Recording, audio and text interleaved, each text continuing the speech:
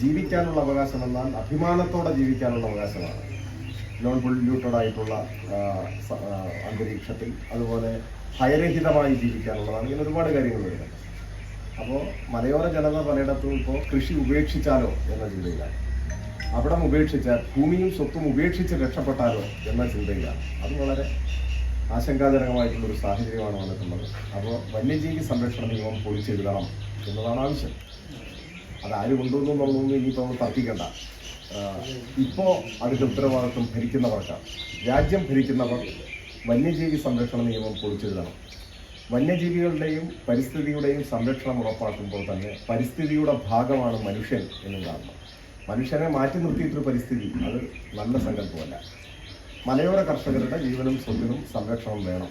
അതിനാവശ്യമായിട്ടുള്ള നിയമ ഭേദഗതി വേണം. അതിനുവേണ്ടിയുള്ള വലിയ ശബ്ദം ഉയർന്നു വരണം.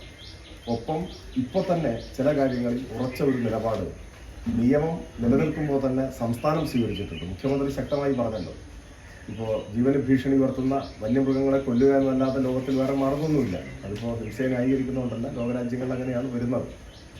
അതുപോലെ തന്നെ ഇപ്പോൾ ഒരു കാട്ടുപന്നി ഇതേപോലെ കൃഷി നശിപ്പിച്ചു, അല്ലെങ്കിൽ ജീവന് ഭീഷണിയായി അത് കൊല്ലപ്പെട്ടു.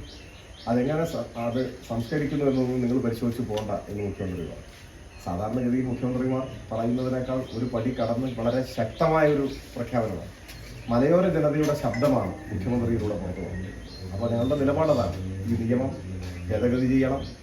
വന്യജീവി ആക്രമണം തടയാൻ സംസ്ഥാനം വിശദമായൊരു പ്ലാൻ തയ്യാറാക്കിയിട്ടുണ്ട്. അതിന് കേന്ദ്രം അനുമതി നൽകണം.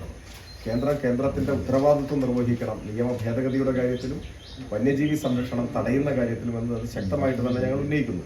പരിസ്ഥിതി ദിന ചിന്തയുമായിട്ട് തന്നെ നമ്മൾ നേരിട്ട് ബന്ധപ്പെടുത്തേണ്ട കാര്യമില്ല. പരിസ്ഥിതി പൂർണ്ണേൽക്കാതെ സംരക്ഷിക്കപ്പെടുക എന്ന് പറഞ്ഞാൽ അതിൻ്റെ അർത്ഥം നിയമാനുസൃതമായി ജീവിക്കുകയും കൃഷി ചെയ്യുകയും ചെയ്യുന്ന മനുഷ്യർ കൊല്ലപ്പെട്ടോട്ടെ എന്നല്ല. അപ്പോൾ അതിന് പരിഹാരം ഉണ്ടാവുക തന്നെ വേണം.